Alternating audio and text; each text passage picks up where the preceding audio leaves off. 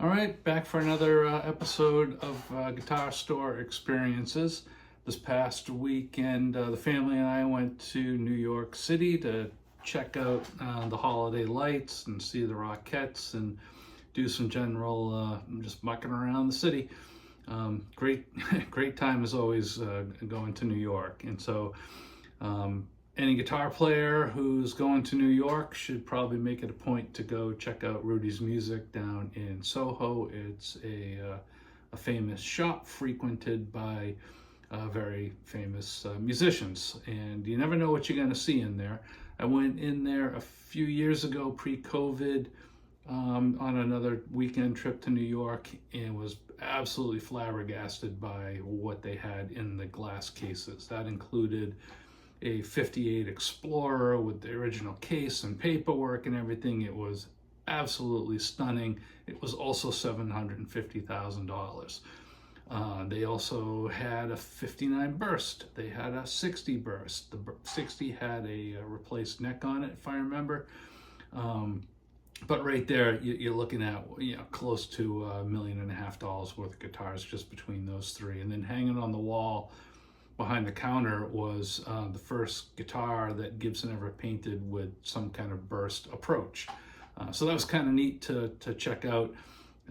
This time around, little different, not quite the same degree of super expensive, super premium vintage things hanging out in the case. The most expensive one that at least I laid eyes on was an old black Stratocaster, probably 50s, played by somebody I hadn't heard of, but that person's record was sitting there next to it, and they're asking $255,000 for that particular Strat. So not David Gilmour level, but nonetheless, $250,000 for a Stratocaster means that guitar is going to be important to someone who values the person who recorded whatever that record was. I forget what that was. The store itself, if you've never been in there, it's not very big, so don't expect to walk in and have a Chicago Music Exchange, holy crap kind of experience. Look at this place. It's a small shop in Soho, right? Real estate is expensive and at a premium, so you can only take up so much space. They do staff the store well. They've got a good selection of Fender custom shops. There's some Gibsons. There's some other brands hanging in there. Another one of these brands that I'd never heard of was Pensa. At least I think I'm saying that right. And they had a lot of those. So if that's a brand that you've heard of and you want to check out, Rudy's would be an excellent place to go. They had a lot of them. They were beautiful and they were expensive. They were $5,000 to $10,000 for the most part, the ones that I saw hanging in there. But they were really, really gorgeous guitars. I found a way when I was in there to save myself a few $1,000s. So while I didn't buy a guitar, Rudy's actually prevented me from buying one. I've been interested in a Pelham Blue 64 Murphy Lab SG for a while. I've seen them on a handful of YouTube videos, including Rick Beato's channel. Love the look, absolutely love the look.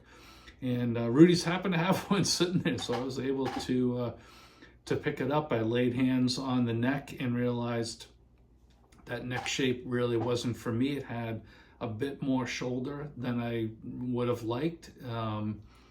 They kind of tout those as having a 59 neck, but I'm telling you, they don't.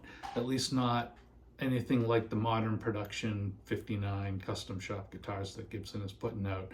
The necks on the R9s today have a trimmed back shoulder. They're still beefy in terms of the depth at the first fret, being anywhere from 8.7 to 8.9, maybe 9.0.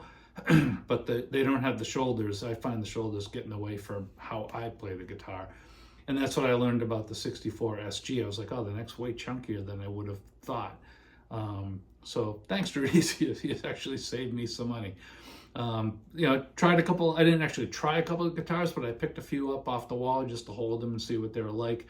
The store that day, which was Saturday morning, it was a little bit busy, and there was like 3 people playing guitars, so a bit of a cacophony of noise going on. Not really conducive to getting to know an instrument and to seeing if it was the right fit for you or not. So that's, if I could knock Rudy's for anything, it would be that they don't have a little room to put people in to try something out and to try it in relative isolation. You know, you're just sitting there on this small showroom floor next to some dude trying something else out, and you're in a battle for the airspace, I guess. So that's my only knock on the store. The staff is very friendly, they're very helpful, willing to let you try anything.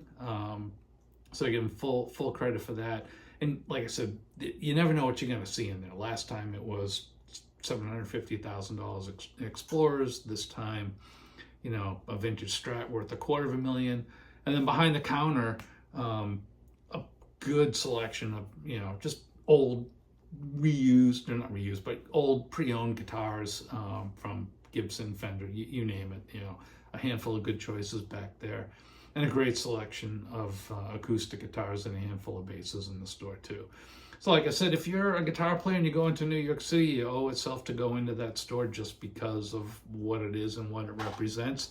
And you never know what you're going to find in the glass case there. You might find a couple $1 million worth of guitars, you might not.